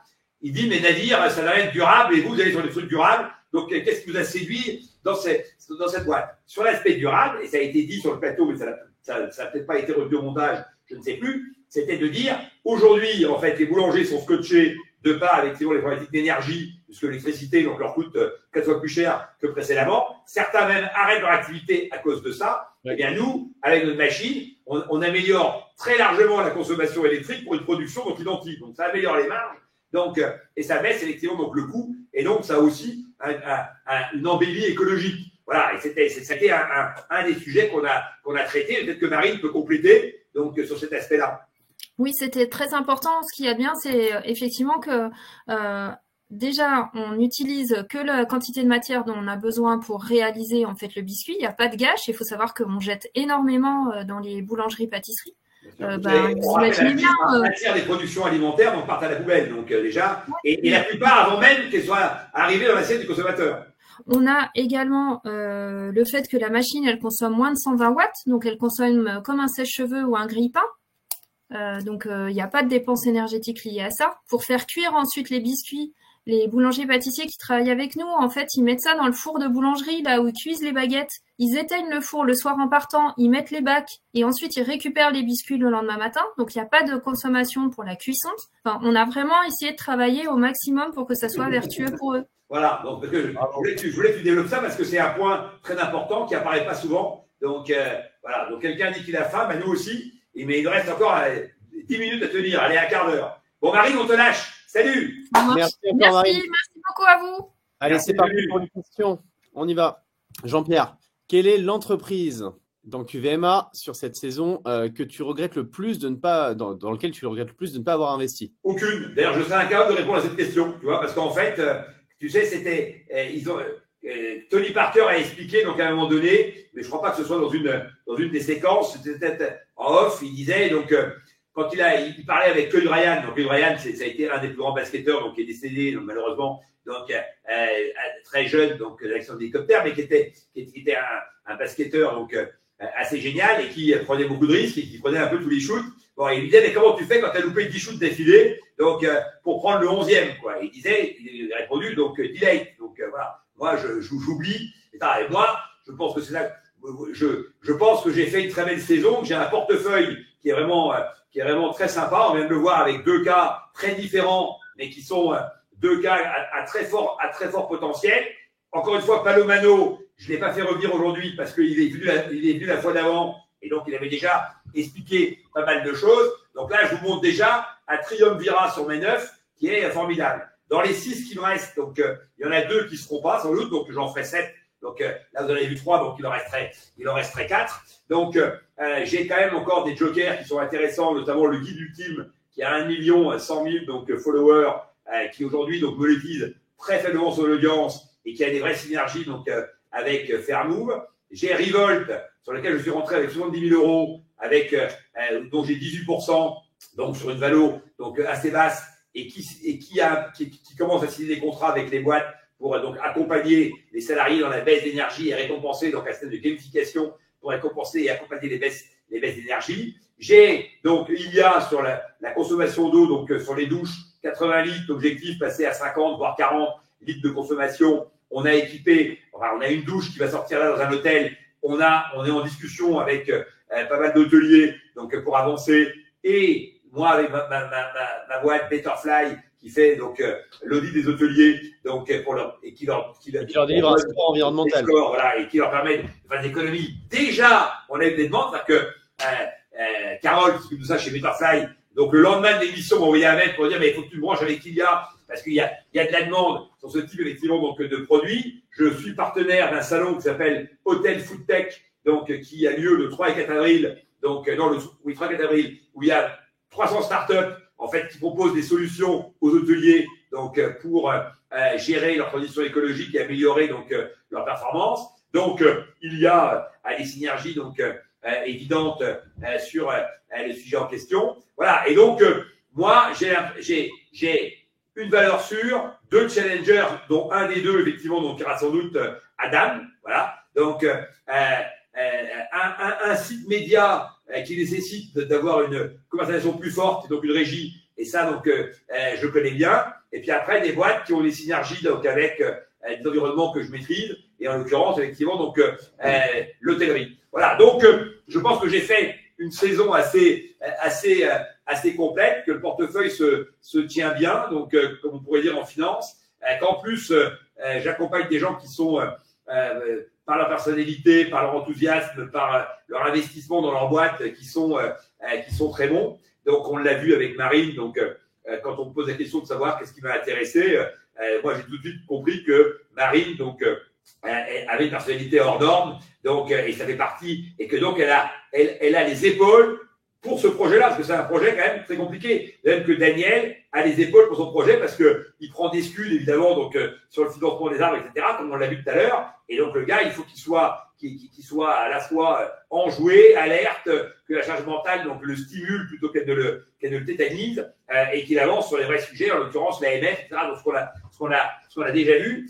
Donc aujourd'hui, on est plutôt bien avancé. En plus, ils s'aiment plutôt les uns avec les autres. Donc je vais faire des réunions. Je vais faire un petit pôle bientôt où j'invite tous les start-upers de mes différentes saisons, même de mes 3 saisons. Et donc, pour moi, c'est ma meilleure saison. Après, qu'est-ce que je regrette? Il y a des cas sur lesquels j'étais pas et où j'aurais peut-être pu investir. Donc, je pense aux petits prodiges parce que j'aime bien les 2 fondatrices et qu'elles ont vraiment une accélération très forte. Mais en même temps, avec Biotimix, j'étais quand même un peu bloqué. J'étais pas sur Cookie Diction, mais bon, la valo était élevée, mais les deux fondatrices, les 2 sœurs, elles sont vraiment donc topissimes, je serais plus intéressé. J'aurais pu être intéressé donc par Pimpan, hein, donc j'ai bien aimé la personnalité du fondateur, mais surtout de sa femme que j'ai trouvé donc vraiment comme une vraie porteuse de projet, lui aussi évidemment, mais elle éclairait un peu, donc voilà, et elle a un charisme, etc. Et donc, tu te dis qu'avec les salariés, avec les partenaires, ça entraîne aussi plein de gens. Quand tu es charismatique sur un plateau, tu dois l'être aussi le reste du temps. Donc, et donc, ça a quand même beaucoup de vertus. Et leur produit est super intéressant. Donc, il faut déjà 3 millions de chiffre d'affaires. Donc, c'était une sacrée perf, tu vois. Donc, voilà, je me serais peut-être intéressé à Pimpan. Et puis, pour finir, évidemment, l'un des bons coups de la saison, je pense, donc c'était Hydratis. Donc, j'ai fait une offre, mais là, Kelly a tué le match. Donc, c'est le coup, là, la valo s'est envolée. Et moi, je ne double jamais les mises. Je ne me bats jamais donc sur les valos parce que, comme je l'ai dit la dernière fois, dans ce métier d'investissement dans les startups, on sait une seule chose, le prix d'entrée. Voilà. Et donc, plus tu rentres bas, plus tu as de chance, effectivement, de sortir avec une plus-value. Et croire que, si tu veux, qu'il y a un effet démultipliant, que les valos vont s'envoler, etc., c'est une erreur. Je pense que la valo moyenne de sortie d'une startup, ça doit être autour de celle qui résiste. Donc, pour des sorties positives, ça doit être effectivement donc autour de 3 millions d'euros de valo. Voilà. Donc, dès que tu rentres sur des valos supérieurs, tu as intérêt à savoir pourquoi et comment tu vas faire 9, 10 millions, 12 millions. Des valos à plus de 4-5 millions d'euros, c'est très compliqué. Voilà. Faut pas croire que ça se fait comme ça. Et donc quand tu rentres sur une valo à 3-4, si tu sors sur une valo à 5, tu n'as pas gagné grand-chose. Voilà. Et comme ton risque, c'est que quand même, quand on fait 9, t'en as la moitié qui vont disparaître. Cas concret, j'ai appris hier que Resap Paris s'était arrêté. La Resap Paris, c'est une boîte sur laquelle on était allé avec Eric en saison 3. Et finalement, ça ne s'est pas fait, parce que nous, on avait identifié un certain nombre de choses, et on s'est pas mis d'accord avec les fondatrices, donc, qui à la fin nous ont dit non. Ils ont dit, non, finalement, donc, on préfère ne pas vous faire rentrer. Hier, ils ont arrêté. Donc, je dis pas ça pour faire le triomphalisme. Il s'agit juste pour dire que moi, pour l'instant, j'ai aucune de mes boîtes qui s'est arrêtée depuis la saison 2. Ça arrivera sans doute, hein. Il y a des boîtes tangentes plus que d'autres, évidemment. Pour l'instant, j'ai fait un gros succès avec Ciao, puisque, sur Tudigo, donc, on a fait l'opération à 2 millions d'euros, alors même que moi j'étais rentré sur une valo à 500 000, donc, mais parce que le gars est passé de moins de 30 000 de chiffre d'affaires à 700 000 à l'équilibre, donc il a fait en 1 an, voilà, et que maintenant on est sur un trade pour faire 1,5 million, donc cette valo elle est même faible et qu'on sortira sur une valo, donc je pense plutôt donc minimum entre 6 et 10 millions, voilà, donc j'ai de très grosses ambitions pour Palomano, j'ai après une ou deux boîtes joker, j'en ai une ou deux, je pense qu'on sera sur des sorties potentielles à 2-3 millions d'euros, et puis je me dis, il y a une ou deux, même si ça merde complètement, vu que je suis rentré très bas, j'ai peut-être une chance de me refaire quand même, parce qu'à la fin, peut-être que je récupérais 50 000, j'avais mis 70, bon, ça fera de toute façon pas une grosse perte. Voilà mon raisonnement, voilà mon bilan personnel, et donc dans tous les cas, je n'ai aucun regret sur la saison de me dire, j'ai loupé le coup ultime. Je pense que le coup ultime c'est dans mes croix à moi, et donc je me sens très à l'aise donc sur le déroulé de cette saison. Donc et aussi conforté depuis que j'échange avec son problème, parce que parfois au bout de 2 échanges tu te dis mais il maîtrise quand même pas si bien son truc, tu vois, tu sens qu'il y a des choses. Là je peux te dire que dans mes 7 là il y en a aucun. Alors les 2 qui sont pas dedans, parce que la question on peut se poser, c'est le premier, donc c'est Julie Chopinet, donc de Maison Attelée, donc qui au final n'a pas voulu faire l'opération telle qu'on l'avait effectivement donc définie. Je rappelle que j'avais pris 49%, dans le sens de dire c'est très risqué, il y a beaucoup d'investissements à y mettre personnel, donc j'avais demandé 49%. Bon, et j'avais dit que j'allais distribuer des parts à des influenceurs qui allaient pouvoir nous aider à développer la boîte. C'est ce que j'ai commencé à faire, mais en fait, au bout d'un moment, elle n'a pas adhéré à cette stratégie-là, et donc on a préféré arrêter. Par contre, je suis très copain avec elle, j'échange beaucoup avec elle, etc. Et je l'aime beaucoup. Mais bon, voilà, elle voulait pas vraiment d'investisseur. Et puis le deuxième, c'est Virtuoso, parce qu'ils ont eu une proposition qui avait l'air meilleure que les nôtres. Et j'ai quand même, avec Marc Simoncini, on a mis 20 000 € pour les aider à structurer la boîte tout de suite pour pouvoir aller plus loin. Et donc, on les a mis en BSAR. Voilà. Et donc, moi, je suis très transparent sur mes choix. Et donc, il y en a 7 qui sont en cours de closing. Et j'ai oublié Robin, évidemment, donc, qui lui est un projet très compliqué. Robin, sur lequel je mettais 50 000 €, Océan de Line-Up, qui fait des deals, donc en double-étisme, donc qu'on voit pas, et qui reprennent un peu le modèle des coraux. Bon, il a trouvé un tour de table, dans lequel, moi, j'avais dit, je mets 50 000 € pour qu'il continue à apprendre. Finalement, il a fait un tour de table dans lequel je mets les 50 000 € parce que ça sert un peu de locomotive pour d'autres gens qui viennent donc dans ce tour. Donc, j'accompagne ce tour. Voilà, lui, il est très, très, très alerte, très au fait, très appliqué dans son sujet. Donc, voilà, il vit avec son sujet en permanence. On verra. C'est aussi risqué. Donc, on verra bien. Mais encore une fois, donc, dans cette vision globale, on voit que finalement, mon curseur de risque est peut-être sur 20 à 30%, et qu'il y a 60-70% qui sont assez acquis, dont peut-être 30% qui peuvent avoir un impact extrêmement fort. Ouais, et lorsqu'on a analysé les deals de l'émission, en fait, ce qui ressortait, c'est que toi, tu avais la valo moyenne dans les promesses d'investissement la plus basse. Ah bah tu vois, 2 millions. Ah, je savais pas, mais tu vois, c'est exactement ce que je viens de dire, parce que moi, je rentre voilà sur des valos qui me semblent réalistes, compte tenu encore une fois donc de la situation à date de la boîte et du degré d'application que je vais y mettre, parce qu'il faut que ça me soit rémunéré, ce degré d'application. Tu vois, à un moment donné, moi, j'amène ma richesse, elle est plus mon expérience et mon expertise que mon argent. Hein. Je suis pas milliardaire. D'ailleurs, c'est marrant, tu te rapproches. D'ailleurs, Eric est assez proche. Vous étiez tous les deux sur des stratégies assez similaires. D'ailleurs, c'est le seul avec qui je fais des deals quasiment. J'ai fait un deal avec Marc et j'ai fait un deal avec Tony. Donc voilà, mais celui avec qui je fais le plus de deals depuis le début, c'est Eric, parce que probablement qu'on raisonne un peu de la même manière. Voilà. Même si on parle de deux barbus de l'émission. Voilà, c'est peut-être ça. Les 2 barbus de l'émission. ouais. Super. Donc finalement, pour répondre à la question de Charles, combien de top, combien de flop? Pour l'instant, pas encore de flop. Pas encore de flop. Pas encore de flop. Pour les flops, il y a du mix parce on l'avait vu, il y a 2 débriefs qui se développent hyper bien aussi. Ouais. Donc pour l'instant, j'ai deux tops, 2 team mix et ciao. Dans ceux qui sont déjà donc un peu avancés, donc très clairement. Et puis après le reste pour ce mode de chemin, les man mamie, donc on sera à l'équilibre, on se rapproche gentiment de l'équilibre. On a un très beau deal avec Cézanne, j'ai dit l'autre fois, et on a pas mal de boutiques qui commencent à nous demander nos produits. Donc on a 300 mamies, on a revu le site. Bon, bref, ça se développe très très bien. On a un sujet sur Colibri qu'on est en train de refinancer. On fait un petit tour là sur Colibri. On en reparlera peut-être sur Tudigo avec Fermo Invest un peu plus tard, parce que là on a fait évoluer le modèle. Donc certains demandaient quelles sont les boîtes sur lesquelles on a fait évoluer le modèle. Colibri, ça en fait partie, parce que il s'adressait que aux étudiants dans la lutte de la loi Elan, donc de personnes de plus de 60 ans qui louent des chambres à des gens de moins de 30 ans. Et en fait, on a dit mais il faut qu'on ouvre complètement le concept, donc à la location, donc de longue durée, avec présence de l'habitant. Donc par rapport à Airbnb qui est de courte durée sans habitant, nous c'est avec l'habitant et longue durée. Écoute, Jean-Pierre, il y a plein de questions, mais on a déjà dépassé le temps. Ça fait 1h30 effectivement qu'on parle. Le temps passe, le temps s'envole. Alors, on avait 2 invités, c'est normal. Hein, donc voilà, on a essayé aussi d'agrémenter la séquence. Donc voilà, avec 2 fondateurs qui ont marqué un peu les esprits. Et d'ailleurs, je rappelle qu'on a fait un sondage pour savoir donc quelles étaient les boîtes que vous vouliez voir intervenir aujourd'hui. Et donc, on a pris les 2 qui avaient reçu le plus de votes. Hein. Donc, c'était même pas notre choix. Hein. Bon. En tout cas, on rassemble les questions. Je pense qu'on se fera une petite bible des questions. On va se les garder pour des prochains lives, de toute façon, parce que tous les membres du club Fairmove Invest auront d'autres lives également avec toi.